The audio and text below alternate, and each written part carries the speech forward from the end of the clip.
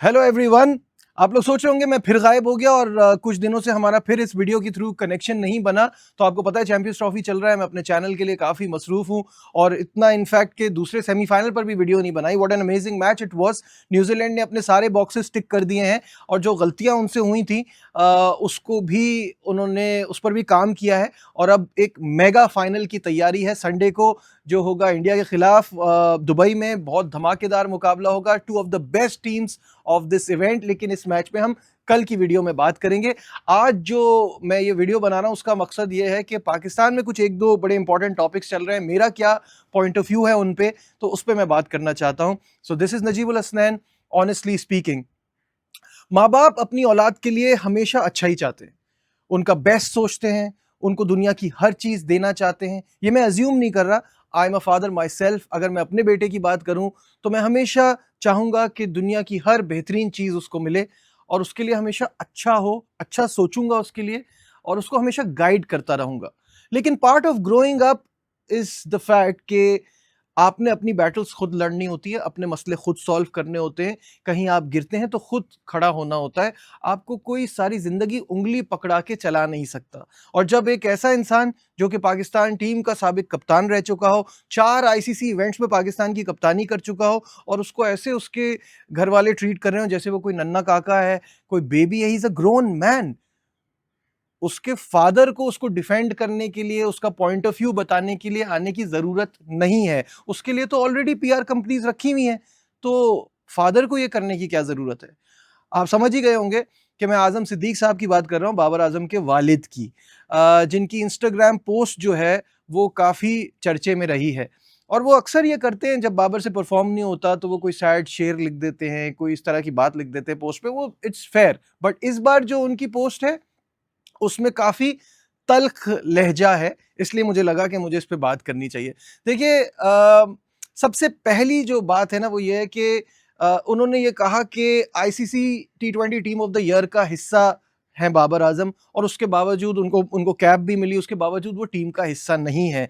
तो नंबर 1 ये कि एक तो किसी भी प्लेयर की फैमिली का इन मामलात में इन्वॉल्व होना और आके बाहर बात करना is a little strange, because वो सेंट्रल कॉन्ट्रैक्ट में है, उनके पेरेंट उनके बारे में ये बात कर रहे हैं और पीसीबी से ये शिकवा वाला जो स्टाइल है उसमें बात कर रहे हैं।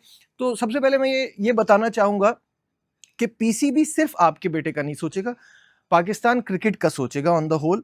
किसको आना है, किसको जाना है, किसको रहना है, किसकी जगह बनती है, फ्यूचर प्लानिंग क्या है, उस हिसाब से वो टीम बनाएगा। एक तो ये हो गया।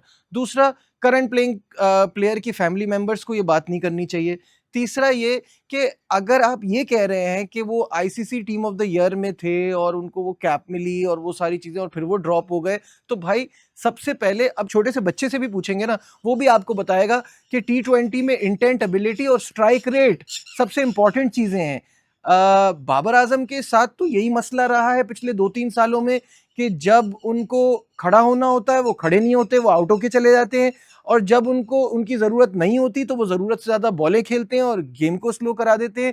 खाली रन्स देख के किसी को ये कह देना कि इसका साल बहुत अच्छा रहा, ये मेरे लिए स्ट्रेंज है। मुझे आप बता दें कि आपको उनकी इस पीरियड में मैच विनिंग परफॉर्मेंसेस कितनी याद है, कितना फायदा हुआ है उनकी परफॉर्मेंस से, ये मुझे बता दें। फायदा छोड़े, नुकसान हुआ है। जहां जरूरत पड़ी वहां तो वो कभी खड़े नहीं हुए और जहां जरूरत नहीं पड़ी वहां बिला वजह में खड़े ही रहे। तो मुझे ये पॉइंट समझ में नहीं आता। ऑन द अदर हैंड आप इंडिया के प्लेयर्स को देख लीजिए कि जहां जहां यंगस्टर्स को भी मौका मिला है उन्होंने मैच जितवाया, चाहे वो संजू सैमसन हो, चाहे तिलक वर्मा हो, चाहे अभिषेक शर्मा हो। बाबर आजम के मैच विनिंग परफॉर्मेंसेस तो मुझे याद नहीं आ रही। मैं उन रन्स का क्या करूं जिसके बाद पाकिस्तान टीम हार रही है। इस लेवल पर आ गई है कि हम आयरलैंड से हारते हैं, हम जिम्बाब्वे से हारते हैं, हम यूएसए से तक हार गए। उसके बाद अगर आप इस चीज पर क्रिटिसाइज कर रहे हैं कि क्यों पाकिस्तान क्रिकेट बोर्ड फ्यूचर का सोच रहा है, तो मेरे लिए ये बहुत हैरानी की बात है। साथ साथ उन्होंने बात की फॉर्मर क्रिकेटर्स को, बड़े तल्ख अंदाज में उन्होंने कहा कि जब ये बाबर आजम पे बात करते हैं तो ये भी सोचे कि कोई पलट के जवाब दे सकता है और इनके स्टैट्स क्या हैं। किसके बारे में बातें कर रही हैं? 92 के विनिंग टीम के जो फॉर्मर खिलाड़ी हैं उनके बारे में बात कर रहे हैं, 2009 के T20 वर्ल्ड कप के विनिंग खिलाड़ी हैं उनके बारे में बात कर रहे हैं। ज़ाहिर है it's part and parcel of being a cricketer. If he can not take it, he shouldn't be a cricketer. कितनी क्रिटिसिज्म होती है भाई, आप परफॉर्म करेंगे अच्छा तो लोग आपकी तारीफ करेंगे, आपको सराहेंगे, जैसे करते रहे इतने सालों तक। करते रहे इतने सालों तक, टीम हार रही थी तब भी आपकी परफॉर्मेंस की तारीफें ही होती रहीं। अब जब आप नहीं परफॉर्म कर रहे हैं तो क्रिटिसिज्म भी बर्दाश्त करें। और फॉर्मर क्रिकेटर्स आपको जो बात सिखा रहे हैं वो आपकी भलाई के लिए ही सिखा रहे हैं। अब ये चीज आजम साहब को बुरी लग गई और उन्होंने कहा कि आपको कोई आईना दिखाएगा, आपकी परफॉर्मेंस दिखाएगा तो आपको पता चलेगा। आखिरी बात उन्होंने कहा कि मैं, अगर मेरे बोलने से एतराज़ बहुत सारे लोगों को होता है तो मैं ये भी बता दूं कि मैं उनका पहला और आखिरी कोच हूं, उनका स्पोक्स पर्सन हूं, उनका मेंटोर हूं और उनका खैर ख्वाह हूं और बाप हूं। तो जैसे मैंने शुरू में कहा था, हर किसी इंसान का बाप, माँ उसके खैर ख्वाही होते हैं, वेल विशर ही होते हैं, अच्छा ही चाहते हैं। तो क्या जो दूसरे बच्चे पाकिस्तान क्रिकेट के लिए खेलना चाहते थे, उस टाइम पे जब दोस्ती यारी गैंग चल रहा था, तो वो अच्छा नहीं चाहते थे अपने बच्चों के लिए? वो माँ-बाप आपसे सवाल नहीं करेंगे कि उनके साथ नाइंसाफ़ी नहीं हुई? उनके बारे में किसी ने नहीं सोचा? वो भी तो किसी के बच्चे थे। तो हर पेरेंट ये चाहता है और आई होप आपको इस बात का एहसास हो कि जब आप अच्छा करते हैं तो तारीफ होती है, जब आप नहीं करते तो जिन लोगों का ये काम है कि वो आइडेंटिफाई करें गलतियां, वो तो करेंगे। खैर, ये हो गया टॉपिक पहला। और दूसरा टॉपिक जो है वो काफी ज्यादा, इसकी भी हाइप मची हुई है कि मोहम्मद हफीज ने ऐसा क्या कह दिया 90s के लड़कों के बारे में। उन्होंने कहा जो 90s के हमारे प्लेयर हैं उन्होंने कोई लेगेसी नहीं छोड़ी। अब जो पूरा मैंने वो वीडियो सुनी, उसमें स्टार्टिंग ही मोहम्मद हफीज ने ये की है कि मैं खुद 90s के प्लेयर्स का फैन हूं और 90s के प्लेयर्स ने को देखकर ही हमने क्रिकेट खेली है और उन्हीं की वजह से वो एक स्टारडम गेम का और ऊपर आया था।